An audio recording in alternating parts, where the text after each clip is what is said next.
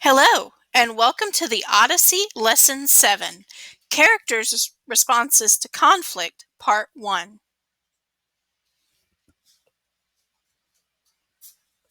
You have learned about the features of an epic and read The Invocation of the Odyssey by Homer. Today we will read the first half of Book 1. We will also analyze the main characters of Book 1 and their responses to conflict. You will need your copy of the Odyssey, your partially completed Book 1 handout, and your character trait resource.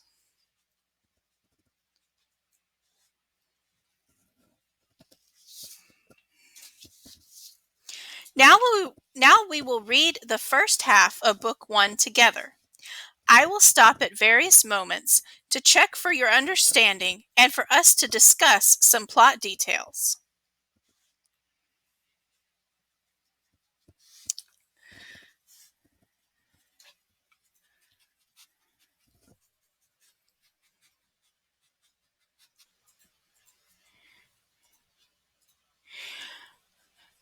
Sing to me of the man muse, the man of twists and turns,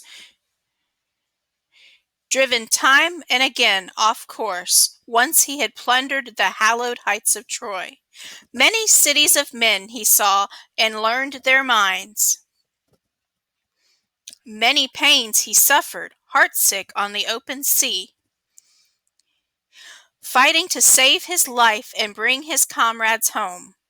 But he could not save them from disaster, hard as he strove. The recklessness of their own ways destroyed them all. The blind fools, they devoured the cattle of the sun, and the sun god wiped from sight the day of their return. Launch out on his story, muse, daughter of Zeus. Start from where you will. Sing for our time, too.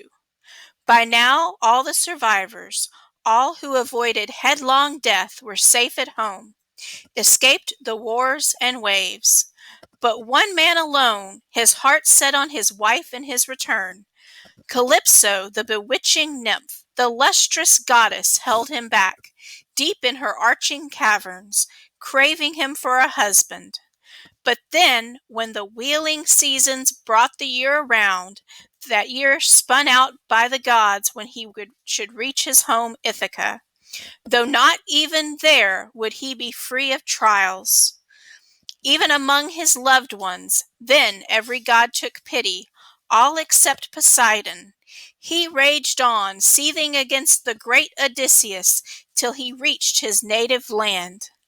But now Poseidon had gone to visit the Ethiopians, worlds away. Ethiopians off at the farthest limits of mankind. A people split in two, one part where the sun god sets and part where the sun god rises.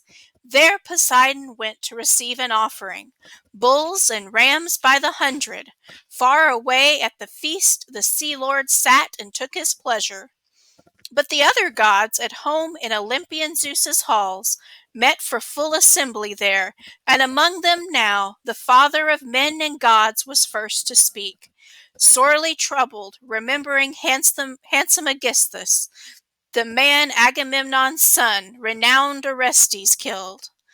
Recalling Aegisthus, Zeus harangued the immortal powers. Ah, how shameless the way these mortals blame the gods. From us alone, they say, come all their miseries, yes, but they themselves with their own reckless ways compound their pains beyond their proper share. Look at Aegisthus now. Above and beyond his share he stole Atreides' wife.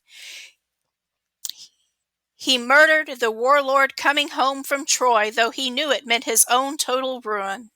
Far in advance we told him so ourselves, dispatching the guide, the giant killer Hermes. Don't murder the man, he said. Don't court his wife. Beware, revenge will come from Orestes, Agamemnon's son. That day he comes of age and longs for his native land. So Hermes warned with all the good will in the world, but would Aegisthus's hardened heart give way? Now he pays the price, all at a single stroke. So now a little bit of backstory.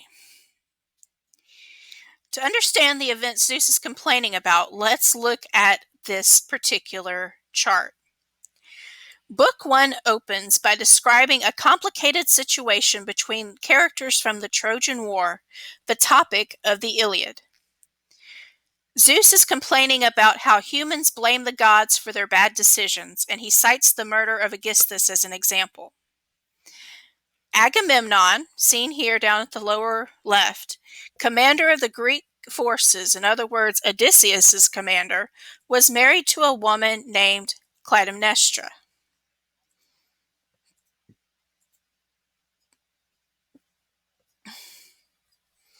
Actually, Agamemnon's up here. He's married to Clytemnestra. Now, they had 2 children. They actually had more than 2 children. Orestes and Iphigenia. Orestes was a son. Iphigenia was a daughter. They also had another daughter named Electra that isn't listed here. When the Greeks are not making progress in the Trojan War, a prophet told Agamemnon that if he offered Iphigenia as a sacrifice, the Greeks would be successful. He tricks his daughter Iphigenia and his wife into believing that Iphigenia is going to marry Achilles. The great idea is that she will marry Achilles. Instead, she walks unknowingly to an altar to be sacrificed. Clytemnestra, Agamemnon's wife, is understandably furious about her husband's decision to let their child be sacrificed. So while he's away at war, she starts a love affair with Aegisthus. Aegisthus and Clytemnestra plot to kill Agamemnon when he returns home from the war, and Aegisthus is the one who actually kills him. Orestes, down here, the son of Agamemnon, avenges his father's death by murdering Aegisthus.